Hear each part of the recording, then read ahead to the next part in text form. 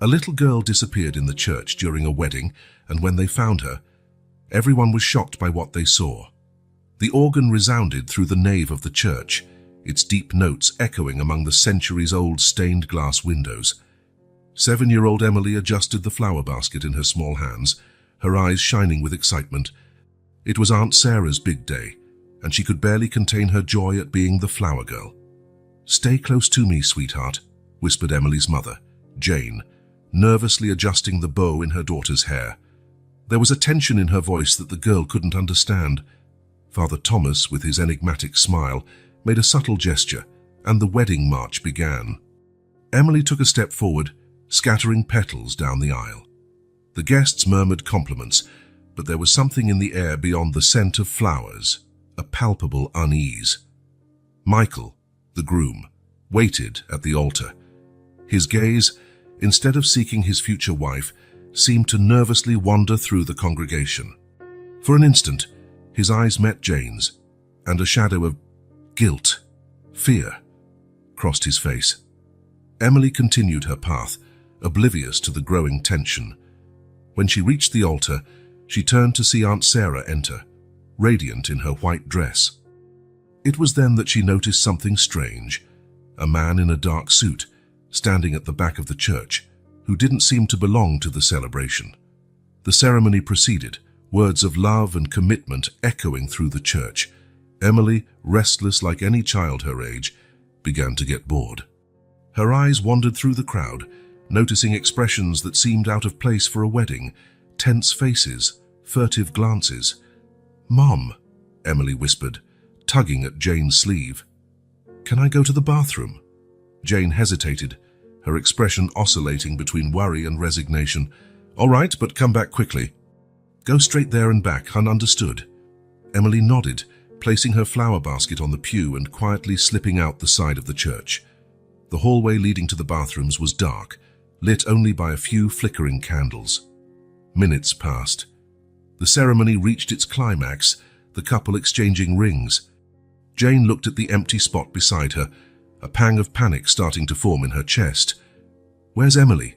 she whispered to her husband. "Robert." Robert frowned, his eyes scanning the church. "She hasn't come back from the bathroom." Jane's panic grew. She stood up abruptly, causing a small commotion. Father Thomas paused, his gaze questioning. "Emily?" Jane called, her voice echoing through the church. "Emily, where are you?" The ensuing silence was deafening. Sarah and Michael, at the altar, exchanged confused looks.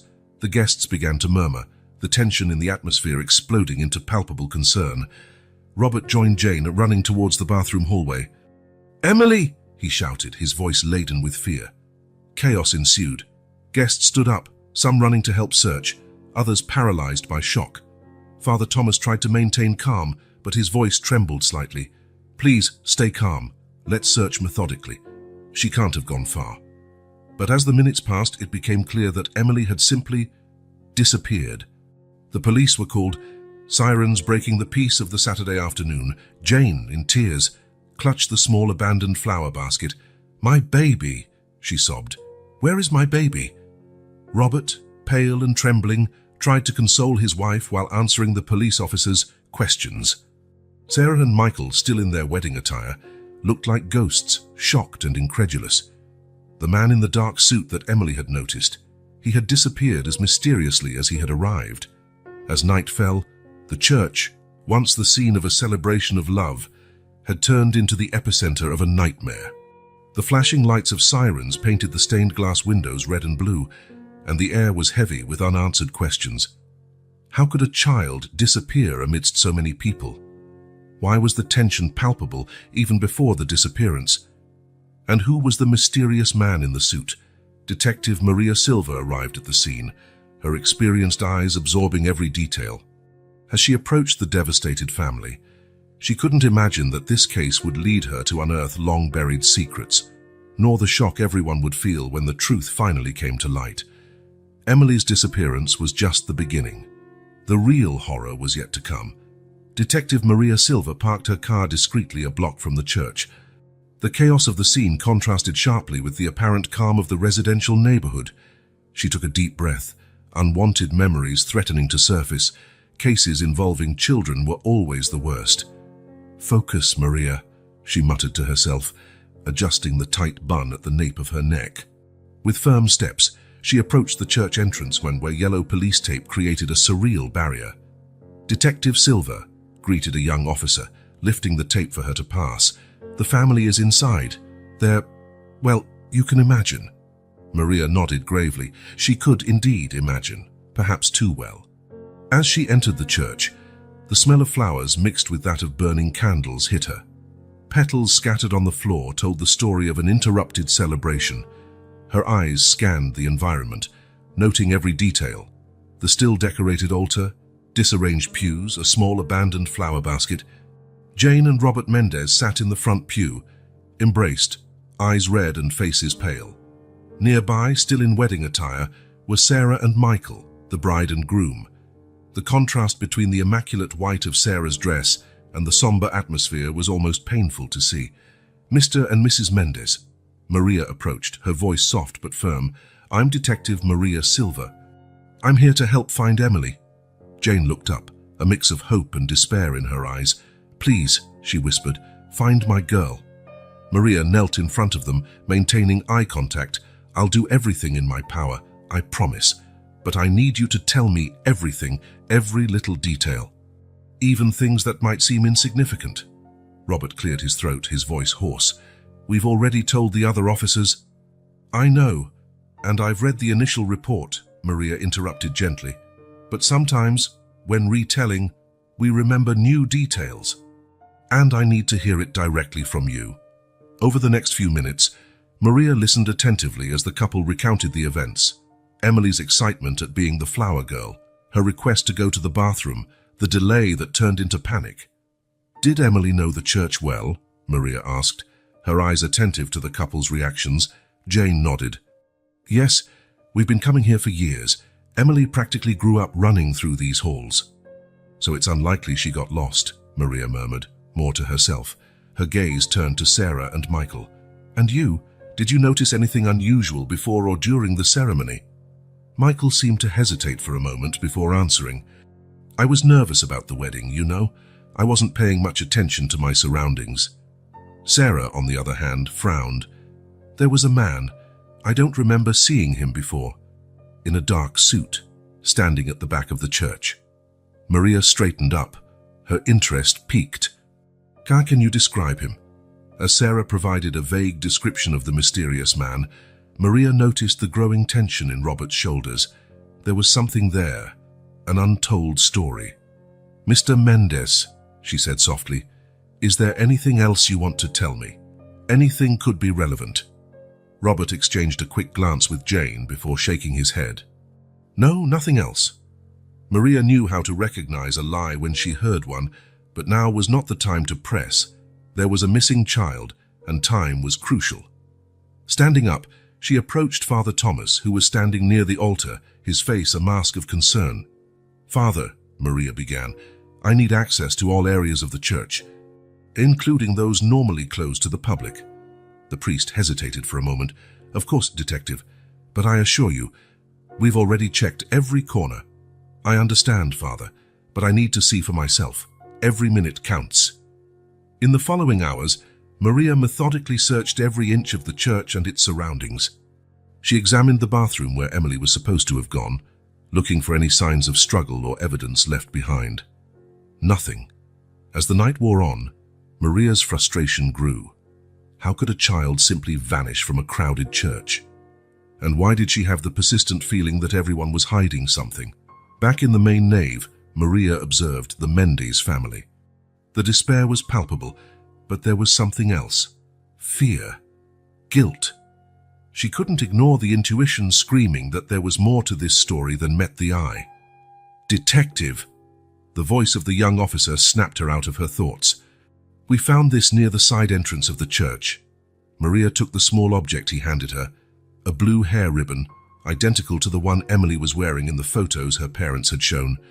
Her heart raced. The first concrete clue. "I want a thorough sweep within a 5-block radius," she ordered. "Check security cameras, interview neighbors. I want to know about every car, Every person who passed through here in the last 6 hours. As the team mobilized with renewed urgency, Maria turned her gaze back to the Mendez family. The hair ribbon was a clue, yes. But the real mystery, she felt, lay in the secrets that family was keeping. "I'm going to find you, Emily," Maria murmured to herself, determination shining in her eyes. "And I'm going to uncover what's really going on here." The night would be long, and Maria knew this was just the beginning of an investigation that promised to reveal much more than just the whereabouts of a missing little girl. The sun had barely risen when Maria Silva returned to the station, her eyes tired but alert. The night had been long, filled with interrogations and fruitless searches. Emily's hair ribbon remained the only tangible clue, tantalizingly insufficient. "Coffee," offered Detective Carlos, her partner, handing her a steaming cup. Maria accepted with a nod. "Any news from the security cameras?" Carlos sighed, running a hand through his graying hair. "Nothing conclusive. We saw a suspicious car passing by the side street of the church shortly after the estimated time of the disappearance, but the license plate is partially obscured." Maria frowned, and her mind working quickly. "Have those images enhanced? I want every detail of that vehicle." As Carlos walked away to carry out the order, Maria turned to the evidence board that was starting to take shape. Photos of the Mendez family, the church, timelines, and possible suspects filled the space. In the center, Emily's smiling photo. "What are we missing?" she murmured to herself. A tap on her shoulder pulled her out of her thoughts. It was Sarah, the bride, still wearing clothes from the previous day, deep, dark circles under her eyes. "Detective Silva," Sarah said, her voice trembling. "Can I talk to you? In private?" Intrigued, Maria led her to an empty interrogation room. "What is it, Mrs. Roberts?" "Did you remember something?" Sarah wrung her hands nervously. I didn't tell everything yesterday, about Michael and Emily." Maria leaned forward, her attention fully focused. "Go on." "Michael and Emily were always close. He's her godfather, you know, but lately—" Sarah hesitated, biting her lip. "Lately, Emily seemed to avoid him. And once, last week, I found her crying after Michael left her room." Maria's heart raced. It was a potentially crucial clue, but also terribly disturbing. "Did you ask Emily what happened?" Sarah shook her head, tears forming in her eyes. She said it was nothing, just a nightmare. But the look on her face, God, I should have insisted. Maria placed a comforting hand on Sarah's shoulder. "You're doing the right thing by telling me this now. Is there anything else you've noticed? Anything out of the ordinary?" Sarah hesitated again. "Jane and Robert, they've been acting strangely in recent weeks, arguing in low voices, stopping when someone approaches.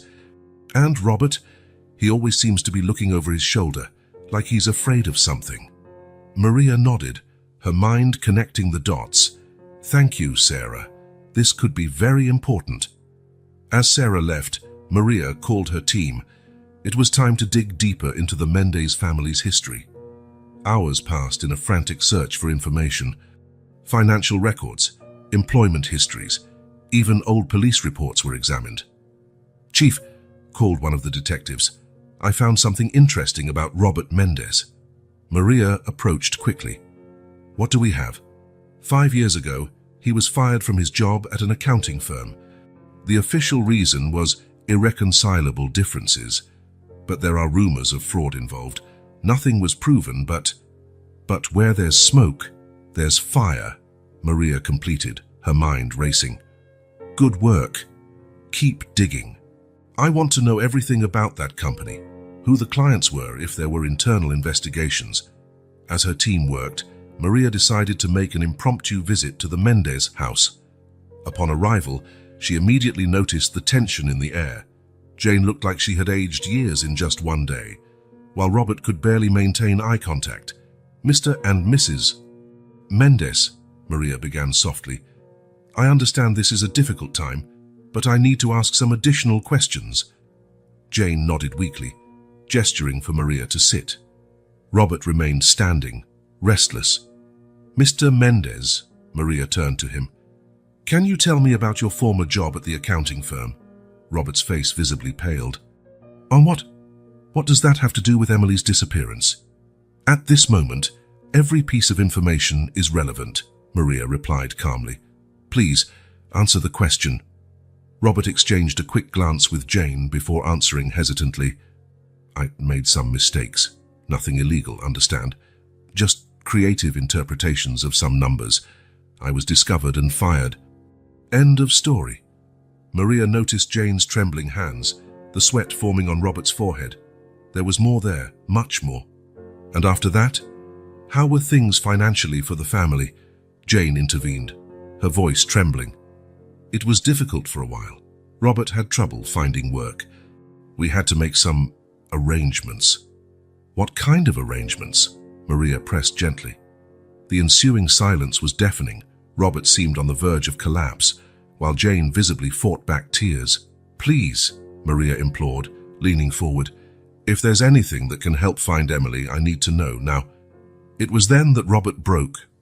I owed money to some people, dangerous people. I thought I had settled everything, but last week I received a message.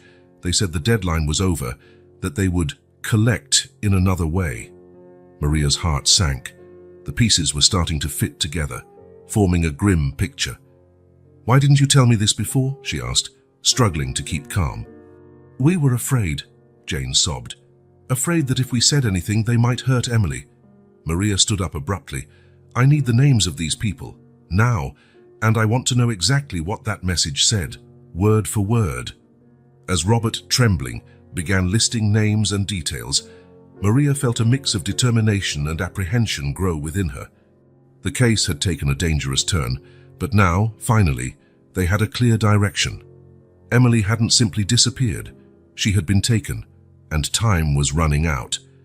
Detective Maria Silva's office buzzed with activity. Whiteboards were covered with names, dates, and hastily scribbled connections. At the center of it all, Emily's smiling photo seemed to watch the scene with innocent eyes. Maria massaged her temples, fighting fatigue. Robert Mendez, revelations about his debts had opened a Pandora's box. Now, it was crucial to quickly unravel this web of secrets and lies. Carlos, she called her partner. What do we have on those names Robert gave us? The older detective frowned, consulting his notes. It's an interesting mix, Chief. We have everyone from local businessmen to less respectable figures. The most prominent name is Antonio Ferreira. Ferreira? Maria raised an eyebrow. The same Ferreira who owns half the commercial properties in the city. Carlos nodded gravely. The very one. And here's the interesting part. He has connections to the church where Emily disappeared. He's one of the biggest donors. Maria felt a chill run down her spine. The puzzle pieces were starting to fit together, but the picture they formed was disturbing. We need to talk to Ferreira, she declared, standing up. But first, I want to take another look at the church and its surroundings. The afternoon sun cast long shadows as Maria and Carlos arrived at the church. The place, once the scene of an interrupted celebration, now seemed eerily silent and oppressive. As they walked around the perimeter, Maria noticed something she had missed before.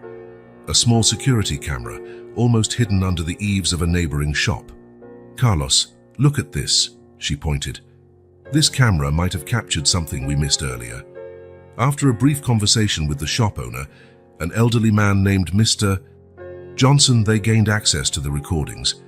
You know, Mr. Johnson commented as he rewound the tape, there's been a lot of commotion around here lately, not just the girl's disappearance, but other things. Maria leaned in, interested. What kind of things, Mr. Johnson? The old man hesitated, looking nervously around before continuing in a low voice. Strange meetings at the church after hours. Cars that don't belong to anyone around here. And there's the case of the old parish house. What about the parish house? Carlos asked, his curiosity piqued. Well, it was abandoned for years. Suddenly, a few months ago, they started working on it. They say it's going to be a community center, but he lowered his voice even more. I've seen movement there at night. Lights, shadows. It doesn't seem like community center activity, if you know what I mean. Maria and Carlos exchanged significant glances. This could be crucial. The recording finally reached the time of the wedding. Maria watched attentively, her trained eyes catching every detail. And then she saw it, a dark car with no visible plates, briefly parking near the side entrance of the church, exactly around the estimated time of Emily's disappearance. "Pause there!" she exclaimed. Although the image was grainy, it was possible to see a figure quickly exiting the car and entering the church. Minutes later, the same figure returned, carrying something or someone. Maria's heart raced. "Carlos, I want an enlargement of that image immediately, and we need to investigate that parish house right now." Thanking Mr. Johnson, they quickly headed to the old parish house. The building, a sturdy red brick construction, seemed innocent at first glance. Signs announced the future opening of the East St. Peter Community Center, but the windows were covered, preventing any view of the interior. As they circled the building, Maria noticed fresh tire marks in the dirt behind the structure. "Someone's been using this entrance regularly," she murmured. Suddenly, a noise from inside the building alerted them. Maria and Carlos exchanged looks, their hands instinctively going to their weapons. "Police, open the door," Maria shouted. Silence. Then the unmistakable sound of hurried footsteps and a door slamming. Without hesitation, Maria kicked the door open. The interior was dark, smelling of fresh paint and something else. Something that made Maria's stomach churn. As her eyes adjusted to the darkness, she saw the space, supposedly under construction, was strangely well furnished. There were computers, files, and something that looked terrifyingly like a small cell in the back. "My God," Carlos whispered, his voice trembling slightly. Maria advanced, her heart pounding. In the small cell, there was a crumpled child's blanket and Emily's other hair ribbon. The reality of the situation hit her like a punch. This wasn't just about debts or revenge. It was something much bigger, much more sinister. "Carlos," she said urgently, "call for backup. Now, and issue an arrest warrant for Antonio Ferreira.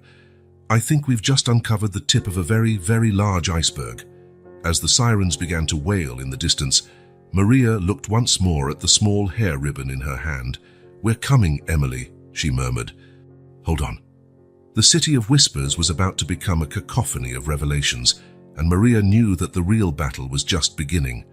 Dawn found Maria Silva hunched over a table filled with evidence at the station. Her eyes, though tired, shone with renewed determination. The discovery at the old parish house had been a turning point in the investigation, but it had also opened a Pandora's box of new questions and disturbing possibilities. "Coffee," offered Carlos, extending a steaming cup. Maria accepted with a grateful nod. "Any news on Ferreira?" Carlos shook his head negatively. "He seems to have vanished. His house is empty, his office closed. We're monitoring his accounts and known properties, but so far nothing." Maria frowned, her mind working quickly. He can't have simply disappeared. Someone must know something. At that moment, a young officer hurried into the room. "Detective Silva, we have something." The analysis of the computer found at the parish house. "Well, you need to see this." Maria followed the officer to the tech room, where an analyst waited anxiously. "What do we have?" she asked, leaning over the monitor. "It's complicated," began the analyst, his voice trembling. "We found encrypted records, but we managed to decipher part of them. They are records of children." Maria's heart sank. "What kind of records? Names, ages, values? It looks like some kind of inventory." The analyst could barely pronounce the words, the horror evident in his voice. Maria felt a wave of nausea but forced herself to stay focused. "Is Emily on that list?" The analyst nodded slowly. "Yes, but there are dozens of other names. Some date back years." The magnitude of the situation hit Maria like a freight train. This wasn't just about Emily. It was a long-standing operation, possibly involving dozens of missing children over the years. "I want every name on that list investigated," Maria ordered. "Check missing persons records, make connections with families, and expand the search for Ferreira. He's the key to all this." Back at her desk, Maria found herself staring at Emily's photo. "We'll find you," she murmured, "and we'll end this once and for all." A soft touch on her shoulder pulled her out of her thoughts. It was Sarah, the bride from the interrupted wedding, looking even more haggard than before.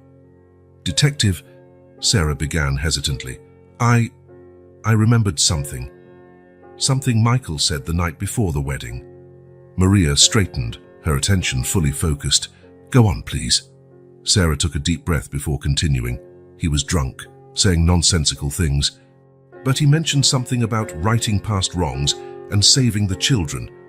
At the time, I thought it was just pre-wedding nerves, but now, Maria felt a chill run down her spine.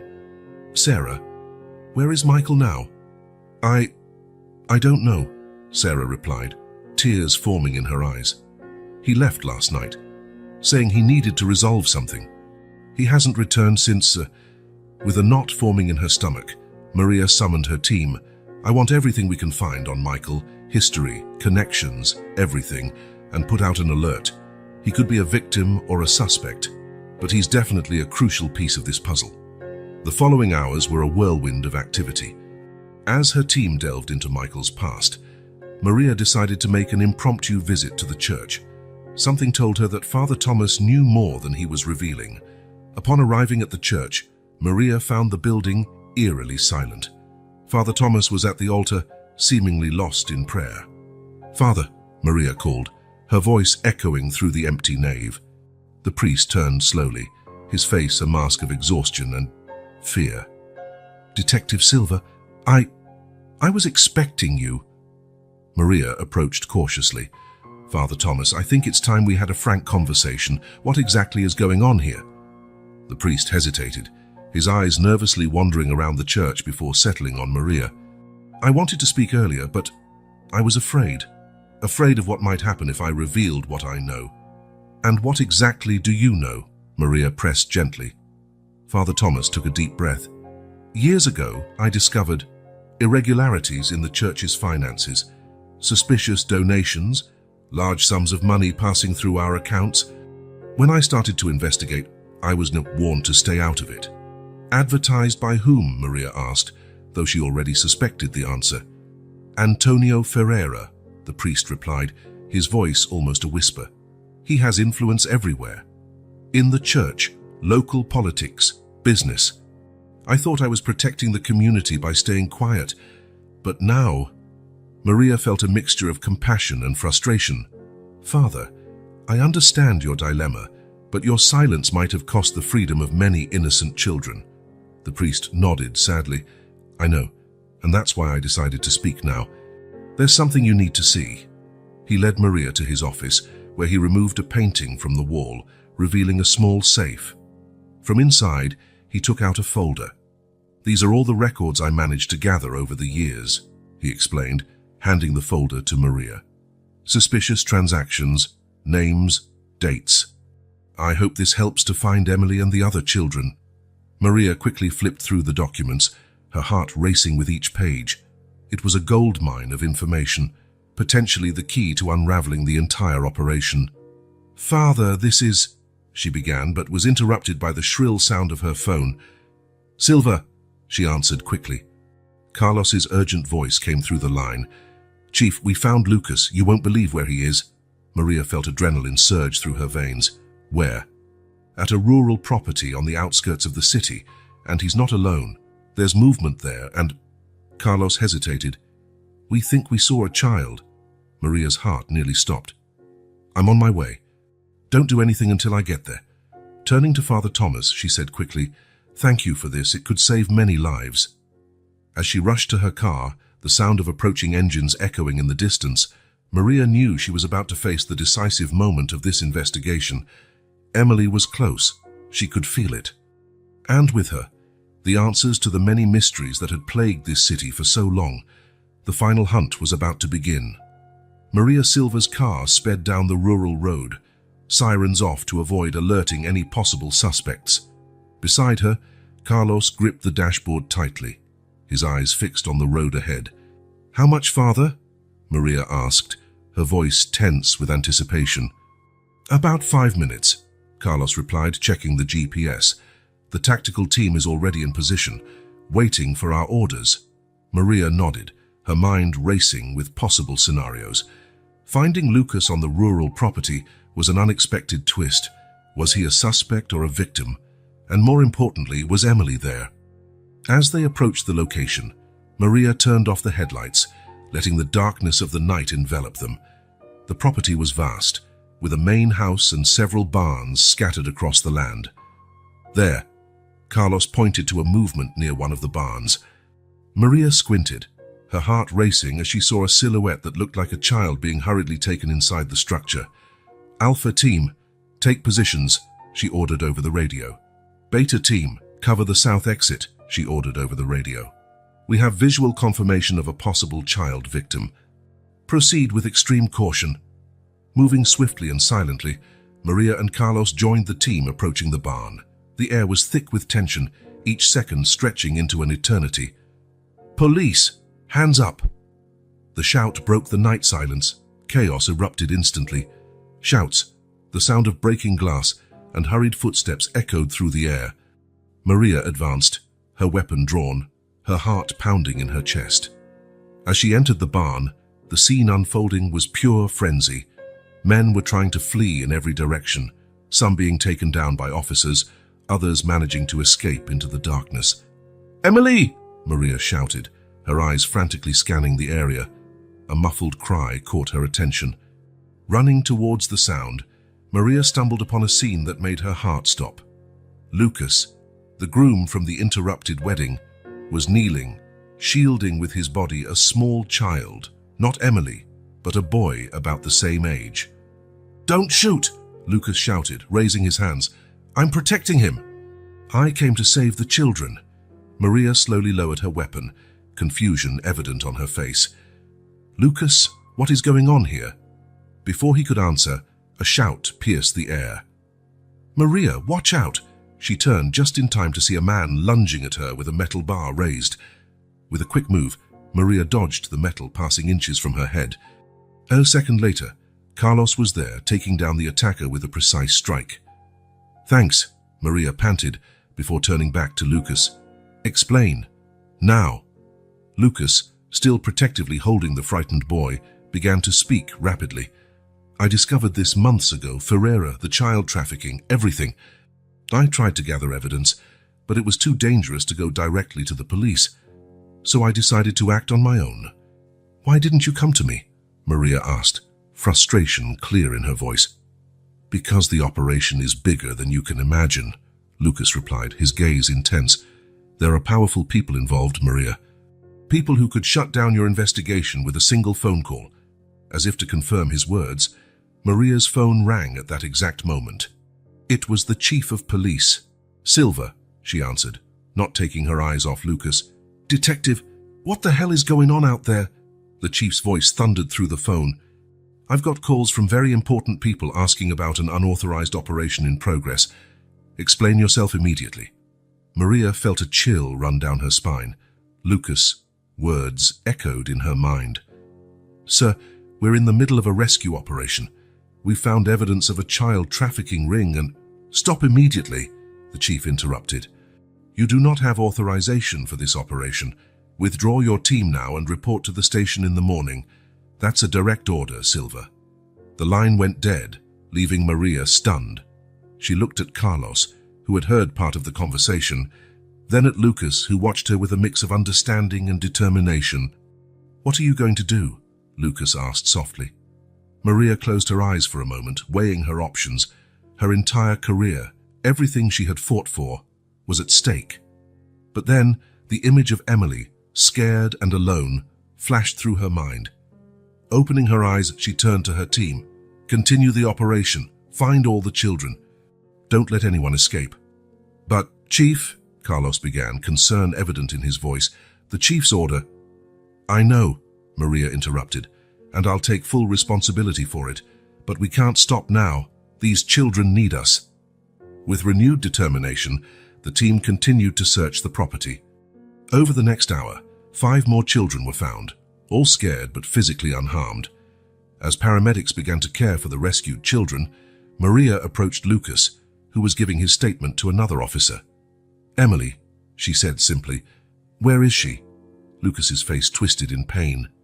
I don't know. She wasn't here when I arrived." "But he hesitated, looking nervously around before continuing in a low voice. "I heard something about a special delivery happening tomorrow night. At the docks. Maria felt her stomach churn. A delivery. As if Emily were a commodity. Who's behind this, Lucas? Who's the boss? Lucas swallowed hard. You won't believe... Before he could finish, a deafening explosion shattered the night. A flash of light illuminated the sky, coming from the direction of the main house. Everyone get down! Maria shouted, throwing herself to the ground and pulling Lucas and the nearest child with her. When the dust settled and the ringing in their ears subsided, Maria slowly got up, surveying the chaos around her. The main house was in flames, years of potential evidence turning to ashes before her eyes. Her phone rang again. It was a text message from an unknown number. This is just a warning, Detective Silver. Stop now, or the next explosion won't be so controlled. Maria looked at the burning horizon, her face hardening with determination. Whoever was behind this had made a critical mistake. They had underestimated her. The real battle was just beginning, and Maria Silver had no intention of backing down.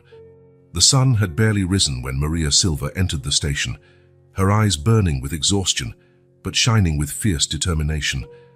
The previous night had been a whirlwind of emotions and revelations, and she knew the next hours would be crucial. And Carlos, she called her partner, who looked as exhausted as she did. I want everything we can find about this city's history over the past 20 years. Police records, news reports, anything that might give us a clue about when and how this scheme started. Carlos nodded, suppressing a yawn. And what about the chief? He's going to want explanations about last night's operation. Maria frowned, remembering the threatening text message. I'll deal with him. Meanwhile, keep Lucas under protection. He's our best chance to unravel all this. As Carlos left to carry out her orders, Maria turned to the evidence board, now overflowing with information. At the center, Emily's photo seemed to watch her, her innocent eyes pleading for help. I'll find you, Maria murmured, gently touching the photograph. I promise. A knock on the door pulled her out of her thoughts. It was the chief of police, his face a mask of barely contained fury. Silver, he growled. My office. Now, Maria followed him, mentally preparing for the storm that was about to come. As soon as the door closed behind them, the chief exploded. What the hell do you think you're doing? Disobeying direct orders, conducting an unauthorized operation, putting civilians at risk. Do you have any idea of the mess you've caused? Maria stood her ground, meeting her superior's eyes. With all due respect, sir, we're dealing with a child trafficking case. Innocent lives are at stake. We couldn't just stop. The chief slammed his fist on the desk. That's no excuse for violating protocols. I've got the mayor, influential businessmen, even a senator calling me, demanding explanations. It was then that something clicked in Maria's mind. The mention of the senator, the calls from powerful people. Everything fit into a disturbing pattern. Sir, she said slowly, measuring each word, don't you find it strange that so many powerful people are so interested in covering up this investigation? The chief hesitated for a moment, confusion briefly replacing the anger on his face. What are you insinuating, Silver? I'm saying that maybe we're getting too close to something big, something that certain people would do anything to keep hidden. A tense silence fell over the room. The chief stared at her for long seconds before sighing heavily, sinking into his chair. Silver, you're treading on dangerous ground, he said, his voice now lower and tired. Taos, there are things happening in this city that go beyond your comprehension. Maria felt her heart race. So you know something. Please, sir, if there's anything that can help find Emily and the other children.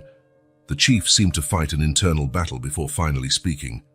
15 years ago, there was another case, a missing girl, very similar to Emily's. The investigation was hushed up. I was just a detective at the time, but I knew something was wrong. Maria leaned forward, absorbing every word. What happened? The case was officially filed as unsolved. But there were rumors about a powerful group, influential people involved in shady activities. At the time, I thought they were just conspiracy theories. Now, he left the sentence hanging, his gaze distant. Sir, I need to see those files, Maria pleaded. The chief hesitated again before slowly nodding. They're in the cold case archives, box 1994B. But Silva, he looked at her intently. Be careful. You're dealing with forces far beyond the police department. With a nod of gratitude, Maria quickly left the office, her mind racing with the new information. In the hallway, she found Carlos, who looked agitated. Chief, you need to see this, he said, leading her back to the investigation room. On the table, scattered, were old newspapers and dusty documents.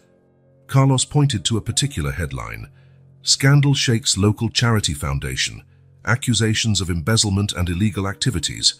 The date of the newspaper exactly 15 years ago.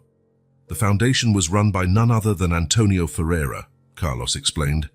But the most interesting part is this. He pointed to a photo next to the article. Maria felt the air leave her lungs. In the photo, smiling next to Ferreira, was a younger version of Father Thomas. This doesn't make sense, Maria murmured. Father Thomas helped us. He handed over those documents. Maybe to redeem himself, Carlos suggested. Or maybe it's a more complex game than we imagined. Maria nodded slowly, the pieces of the puzzle starting to fit together in her mind. We need to talk to Father Thomas again, and I want those files from the case 15 years ago. There's a connection here, I'm sure. As Carlos left to retrieve the files, Maria turned back to the evidence board, adding the new information. Her mind worked frantically, trying to connect all the dots. A gentle tap on her shoulder startled her. It was Sarah, the bride from the interrupted wedding, her eyes red from crying. Detective Silva, she said, her voice trembling. I remembered something.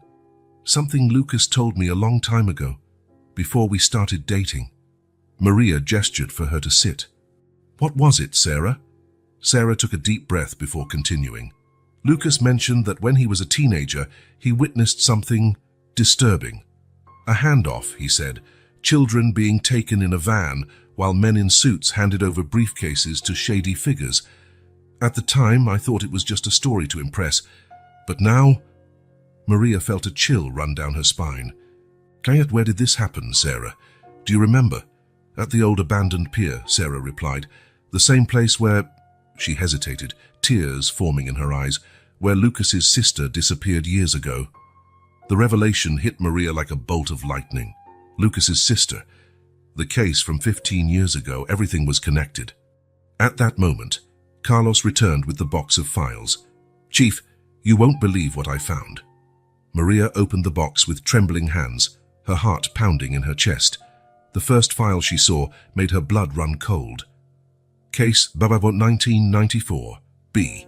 Disappearance of Laura Roberts, 8 years old. The photo attached showed a smiling girl with the same eyes as Lucas. My God, Maria whispered. That's why Lucas is so involved. It's not just about Emily, it's about his sister. The magnitude of the situation hit her with full force. This wasn't just a kidnapping case. It was a decades-long conspiracy involving some of the most powerful figures in the city. Maria stood up, a new determination shining in her eyes. Carlos, gather the team. Sarah, I need you to tell me everything you know about Lucas's past. We have less than 24 hours until the delivery is at the docks, and now we know it's not just Emily at stake. As the room buzzed with renewed activity, Maria looked once more at Emily's photo on the board. We're coming, she promised silently. And this time, we're going to unearth all the secrets no matter how deeply they are buried. Detective Maria Silva's office was a hive of activity. Maps of the city covered the walls, marked with points of interest and lines connecting seemingly unrelated events. At the center of it all, a large whiteboard displayed a timeline stretching back decades, punctuated by disappearances, hushed-up scandals, and names of powerful figures. Maria was poring over the file of Laura Roberts, Lucas's missing sister, when Carlos rushed into the room. Chief, you need to see this, he said, handing her a tablet. So we just received satellite images of the docks from the past few weeks. Maria took the device, her eyes quickly scanning the images. At first glance, nothing seemed out of the ordinary, but then, there, she pointed to a series of containers stacked in a remote area of the docks. Those containers don't appear in the previous images. And look at their arrangement. It's like they're forming a labyrinth. Carlos finished, nodding gravely. A shiver ran down Maria's spine. A perfect place to hide something, or someone. At that moment, Sarah entered the room, looking agitated. "Detective Silver, I remembered something else. About Lucas and his sister." Maria gestured for her to sit. "What is it, Sarah?" Sarah took a deep breath before starting. "Lucas always talked about his sister with such pain, but there was something else. Once, when we were drunk, he mentioned that on the night Laura disappeared, he saw something. A symbol on a car that slowly drove by their street." "What kind of symbol?" Maria asked, leaning forward. Sarah closed her eyes, as if trying to visualize it. It was like a tree, but with exposed roots, and there was a star at the top. Maria and Carlos exchanged significant looks. "The Star Roots Foundation," Carlos murmured. "The same charity foundation involved in the scandal 15 years ago," Maria completed, her mind working quickly. She turned to the board, adding this new information to the timeline. The connections were becoming clearer, but there were still missing pieces. "Carlos, I want everything we can find on this foundation. Financial records, list of directors, anything." As Carlos left to carry out the task, Maria turned again to Sarah. "Is there anything else you can remember?" "Any detail, no matter how small it seems." Sarah hesitated, biting her lip. "There is one thing, but I don't know if it's relevant. Lucas had a medallion that belonged to his sister. He never took it off Damon, but on the morning of the wedding, he wasn't wearing it." Maria felt her heart race. "Do you know where that medallion is now?" Sarah shook her head. "No, but he always said it was the key to finding Laura. I thought it was just a figure of speech, you know?" Before Maria could respond, her phone rang. It was an unknown number. "Silver," she answered, caution in her voice. "Detective?" The voice on the other end was distorted, unrecognizable. "I know you're looking for answers. Meet me at the old lighthouse in an hour. Come alone." The line went dead before Maria could respond. "Who was that?" Carlos asked, returning to the room with a stack of documents. Maria hesitated for a moment before responding. "Or possibly our best chance to find Emily." She knew going alone was risky, but she also knew this might be the only opportunity to get the answers she needed. "Carlos, keep investigating the foundation. Sarah, please try to remember more details about Lucas's medallion. I'm going to check out a lead." Ignoring the worried looks from her team, Maria grabbed her gun and badge, heading quickly to the parking lot. The old lighthouse stood on a secluded part of the coast, abandoned for years. When Maria arrived, the sun was beginning to set, casting long shadows over the rocks. With her hand on her gun, she cautiously approached the lighthouse entrance. The door creaked open, revealing a hooded figure in the dim interior. "Who are you?" Maria asked, her voice firm. The figure slowly removed the hood, revealing a face Maria recognized from old photos. It was the former partner of the chief of police, presumed dead over a decade ago. "Sir Detective John Miller," Maria whispered, incredulous. The man nodded gravely. "The very one, or what's left of him." "But how? Why?" John sighed heavily. "Because I discovered the truth, Detective Silver. The truth about the trafficking network, about the Star Roots Foundation, about everything. And they tried to silence me." Maria felt a knot form in her stomach. "And what do you know about Emily, about Laura?" "Emily is just the tip of the iceberg," John replied, his voice laden with sorrow. "This has been happening for decades. Children disappearing, cases hushed up, evidence destroyed. But what they don't know is that I have the final proof." He held out his hand, revealing a small flash drive.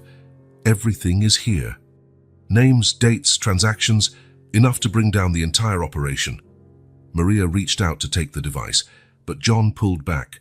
"It's not that simple, Detective. There's a price to pay for this knowledge."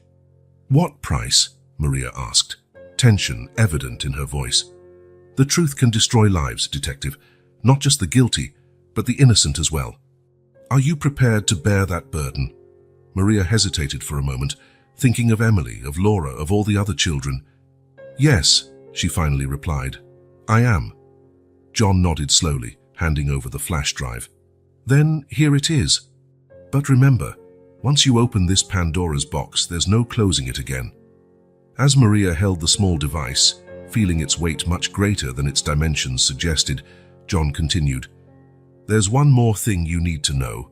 Lucas's medallion. It's not just a keepsake, it's a key." "A key?" Maria repeated, confused. "To a safe," John explained. "To a safe in the central bank of the city. The contents of that safe are the reason they never stopped looking for Laura, even after all these years." Maria's mind raced with the implications. "What's in the safe?"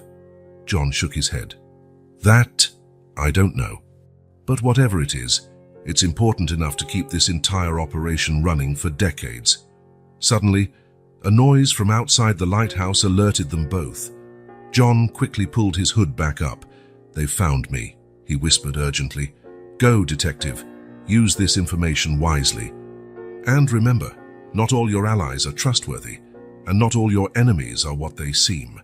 With those enigmatic words, John disappeared through a hidden passage, leaving Maria alone with the flash drive and a whirlwind of new questions. Rushing back to her car, the sound of approaching engines echoing in the distance, Maria knew the race against time had intensified. With less than 12 hours until the supposed delivery at the docks, she had to decipher the information on the flash drive, find Lucas's medallion, and somehow save Emily and dismantle a trafficking network that had operated in the shadows for decades. The truth was within reach, but the price of that truth could be higher than she ever imagined. The office of Detective Maria Silva was shrouded in tense silence. The bluish glow of the monitor illuminated her focused face as she delved into the files on the flash drive given to her by John Miller. Carlos, beside her, watched with a mix of shock and disbelief as names E, dates E, and transactions scrolled across the screen. "My God," Carlos murmured, running a hand over his tired face. "This goes way beyond what we imagined." Maria nodded gravely, her eyes never leaving the screen. Politicians, judges, businessmen, the list seems endless. As they dug deeper into the files, a pattern began to emerge. The Star Roots Foundation wasn't just a front for illicit activities. It was the center of a complex web that spanned decades, involving child trafficking, money laundering, and a blackmail network that kept the most powerful people in the city under control. "Look at this," Maria pointed to a specific document. "Regular transfers to an account in the Cayman Islands, always after a child disappears," Carlos frowned. "But why continue for so long? Why take the risk?" Maria was about to respond when a notification flashed on the screen. An encrypted email sent from an unknown address. With her heart racing, she opened it. The content was brief but impactful. "The truth is in the safe. The medallion is the key. Time is running out. LL," Carlos questioned. "Lucas?" Maria nodded slowly. "It must be. But how did he know about the flash drive? And why not contact us directly?" Before they could speculate further, Sarah burst through the door, breathless and wide-eyed. "Detective Silva, I remembered Lucas's medallion. I know where it is." Maria stood up abruptly. "Where?" "In the church," Sarah replied. "The night before the wedding, I saw Lucas hiding something behind the altar. At the time, I thought it was some romantic surprise, but now..." Without wasting a second, Maria grabbed her gun and badge. "Carlos, keep analyzing these files. Look for any mention of a safe or the central bank. Sarah, you're coming with me." The drive to the church was tense, with Maria speeding through the deserted city streets. Her mind worked frantically, trying to piece together the puzzle. When they arrived, the church was dark and silent. Maria signaled for Sarah to stay back as she advanced cautiously, weapon drawn. The interior of the church looked different in the darkness, shadows dancing on the walls like silent ghosts. Maria approached the altar, her eyes scanning every inch for anything out of place. Then she saw it, a small crevice at the base of the altar, almost imperceptible. Carefully, she inserted her fingers and pulled, revealing a hidden compartment. There, glinting softly in the light of her flashlight, was the medallion. "Got it," Maria whispered, picking up the object carefully. At that moment, a noise behind her made her spin around, weapon raised. "Don't shoot!" Father Thomas's voice echoed through the nave. He emerged from the shadows, hands raised in surrender. "I knew you would come." Maria didn't lower her gun. You knew about the medallion. The priest nodded slowly. I knew about many things, detective. Things that have haunted me for years. Why didn't you speak up before? Maria demanded, frustration clear in her voice. Fear, the priest replied simply. Fear and shame. But now it's time for the truth to come out. He approached slowly, hands still raised. That medallion, it originally belonged to Laura. The night she disappeared, she dropped it. I found it and hid it. Maria felt a wave of anger. Why hide such a crucial piece of evidence? Father Thomas closed his eyes, pain evident on his face. Because I knew what it meant. I knew it was the key to something bigger, something that could destroy not just the guilty, but the entire structure of the city. The safe, Maria murmured. The priest nodded. The safe in the central bank. The contents, well, that I don't know. But I know it's the reason they never stopped searching, never gave up trying to recover the medallion. Maria looked at the small object in her hand, feeling its historical weight. And Lucas? How does he fit into all this? Lucas discovered the truth a few years ago, the priest explained. He came to me seeking answers. I told him what I knew. Since then, he's been working in the shadows, trying to dismantle the network from within. Maria's mind spun with the implications. Lucas wasn't a suspect. He was a secret ally. At that moment, her phone vibrated. It was a message from Carlos. Chief, you need to see this. We found the exact location of the safe and there's more. Much more. Maria carefully pocketed the medallion. Father, I need you to come with me to the station. Your statement could be crucial. Father Thomas nodded solemnly. Yes, it's time to face the sins of the past. Back at the station, the atmosphere was one of palpable urgency. Carlos met them with a grave expression. What did you find? Maria asked, following him to the investigation room. Carlos pointed to the computer screen. The safe contains documents, Chief. Documents that implicate some of the most powerful figures in the country in a network of corruption and trafficking that spans decades. Maria felt the weight of the revelation. That's why they've never stopped searching. That's the key to bringing down the entire operation.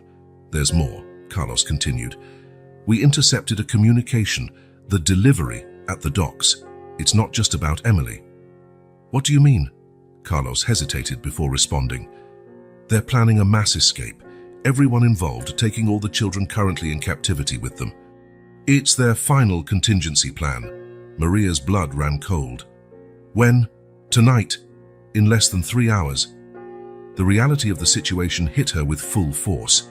They had the medallion, they had the evidence, but time was running out quickly. All right, Maria said, her voice filled with determination. It's time to end this once and for all. Carlos, I want the entire police force mobilized, tactical teams, negotiators, everything. Sarah, she turned to the still dazed bride, I need you to stay here and help coordinate. Your connection with Lucas might be vital. She turned to Father Thomas. You're coming with me. Your presence might be crucial to calm the children and possibly negotiate with some of the involved parties. As the station buzzed with renewed activity, Maria felt the weight of the medallion in her pocket. So many lives lost, so many years of suffering, all leading up to this moment. Let's end this, she murmured to herself, heading for the exit. The night sky was heavy with storm clouds as the police convoy sped toward the docks. Maria, in the lead car, felt every second ticking by like an eternity. Beside her, Father Thomas prayed silently. In the back seat, a team of elite officers waited, tense and ready. As they approached the docks, Maria could see the lights of the ships in the distance. Somewhere out there, Emily and other innocent children awaited their fate. This is it, Maria thought, gripping the steering wheel. The final confrontation. The storm was about to break, both literally and figuratively, over the docks of the city. And at the eye of this storm, a determined detective prepared to confront not just criminals, but the very demons of an entire city. The night enveloped the docks in a shroud of darkness, broken only by the beams of headlights from the approaching police cars. Maria Silva, her heart pounding, signaled for the convoy to stop at a safe distance. Alpha Team, position yourselves to the north. Beta Team, cover the south exit, she ordered through the radio, her voice low but firm.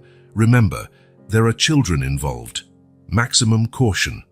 Beside her, Father Thomas breathed heavily, clutching a small crucifix. May God protect us, he murmured. Maria nodded silently, her eyes fixed on the maze of containers ahead. Somewhere in that tangle of metal, Emily and other innocent children awaited their fate. With a gesture, she signaled for the team to move forward. Moving like shadows, the officers infiltrated the port complex, their weapons drawn. The silence was oppressive, broken only by the occasional creak of metal and the distant roar of the sea. Maria felt every heartbeat, every breath, as if time itself had slowed. Suddenly, a muffled cry pierced the air. "There!" one of the officers whispered urgently, pointing to a large red container. Maria approached cautiously, Father Thomas close behind. With a nod, she signaled for the team to prepare. "Police, open the door!" she shouted, her voice echoing in the night air. For a moment, nothing happened. Then, slowly, the container door began to open with a metallic groan. What Maria saw next would be etched in her memory forever. Dozens of frightened eyes stared back at her from the darkness. Children, some no older than 5 or 6, huddled together in the confined space. And there at the back, clutching a younger boy, was Emily. "Oh my God," Father Thomas whispered, his voice thick with emotion. Maria felt a surge of emotions, relief, anger, determination. "It's okay now," she said softly, extending her hand. "Dad, you're safe." As the medical team began to care for the children, Maria noticed movement out of the corner of her eye. Turning quickly, she saw a figure running between the containers. "Carlos, take care of the children," she shouted, before taking off in pursuit. The maze of metal seemed endless, corridors branching off in all directions. Maria ran, guided by the sound of footsteps ahead and her sharp instincts. Turning a corner, she found herself face to face with her target, Antonio Ferreira, the man at the center of the entire operation. "It's over, Ferreira," Maria said, her weapon aimed. "There's nowhere to run."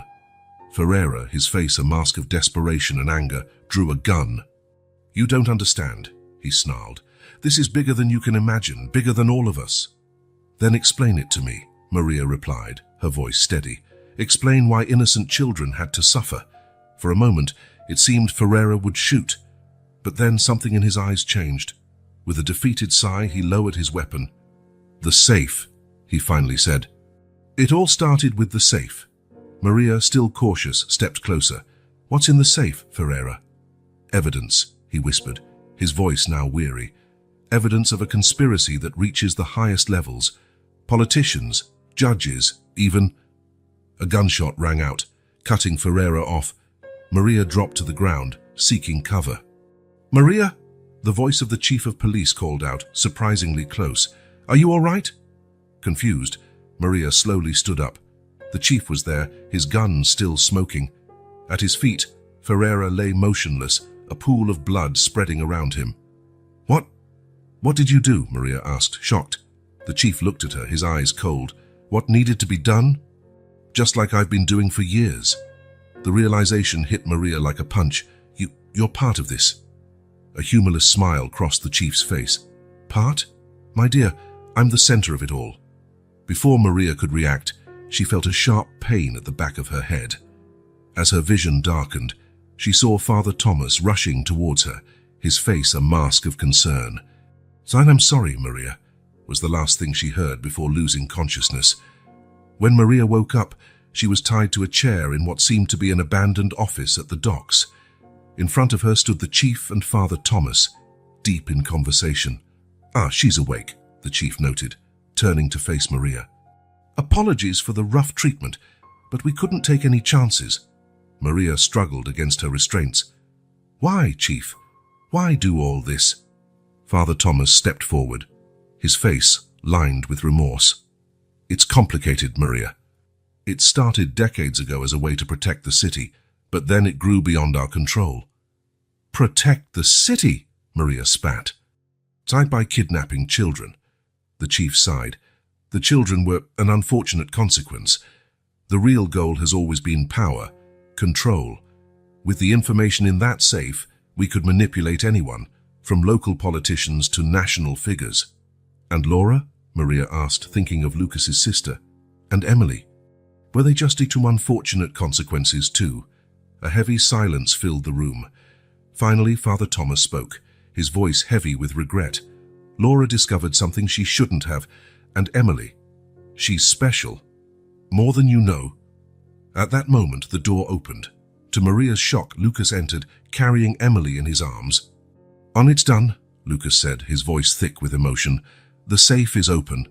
Maria looked from Lucas to Emily, her mind reeling. Lucas, what's happening? Lucas gently set Emily down. The girl, surprisingly calm, stepped forward, her eyes filled with a wisdom far beyond her years. Maria, Emily said, her voice steady. There's much you don't know. About me, about this city, about the world. As Maria watched, Emily raised her hand. In the center of her palm, the symbol of the Star Roots Foundation began to glow softly. Almost the truth, Emily continued, is much stranger than you can imagine. In the heart of the docks, surrounded by those she trusted and betrayed by those she should have feared, Maria Silva stood on the brink of a revelation that threatened to shake not just her understanding of the case, but of the very reality around her. The true nature of the mystery was about to be unveiled, and nothing would ever be the same again. Maria stared at Emily, her world crumbling around her. The glowing symbol on the girl's palm pulsed gently, casting dancing shadows on the walls of the abandoned office. What are you? Maria managed to ask, her mind struggling to process what she was seeing. Emily smiled gently, a smile that seemed to carry the weight of centuries. I am a guardian, Maria, one of many scattered around the world, protecting secrets that humanity is not yet ready to understand. The chief stepped forward, his face a mix of reverence and weariness. For generations, our city has been home to one of the portals. A portal to something beyond our comprehension. A portal, Maria repeated, feeling as if she were in a surreal dream. Lucas, still standing near the door, spoke up. The safe, Maria. The contents of the safe are not just documents. They are the key to the portal.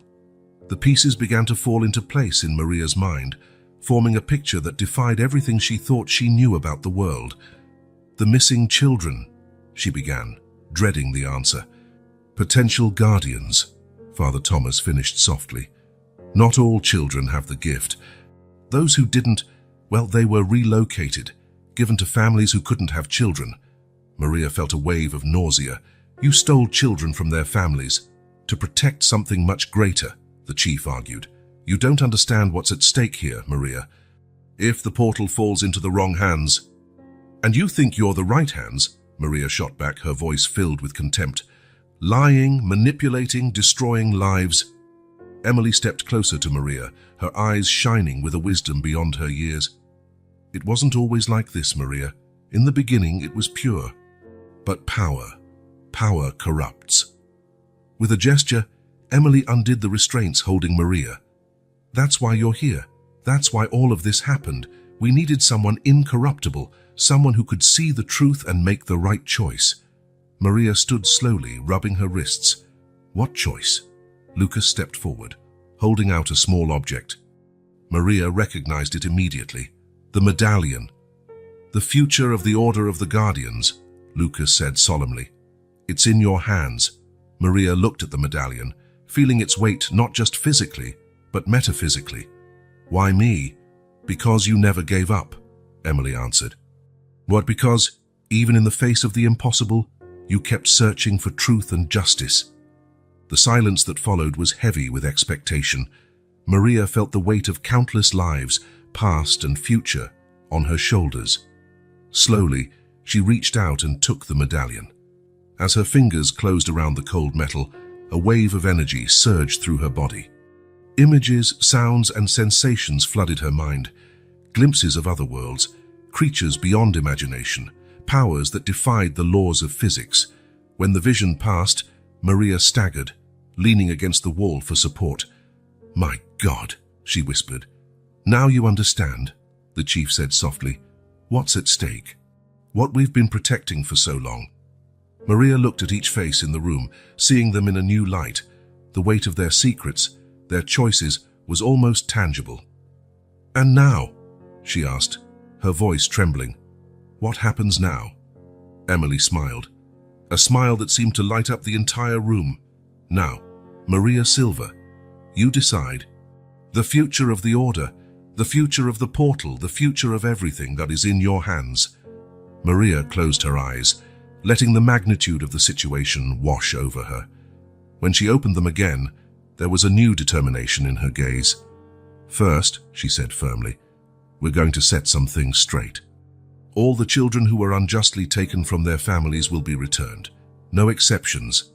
The chief started to protest, but Maria silenced him with a look.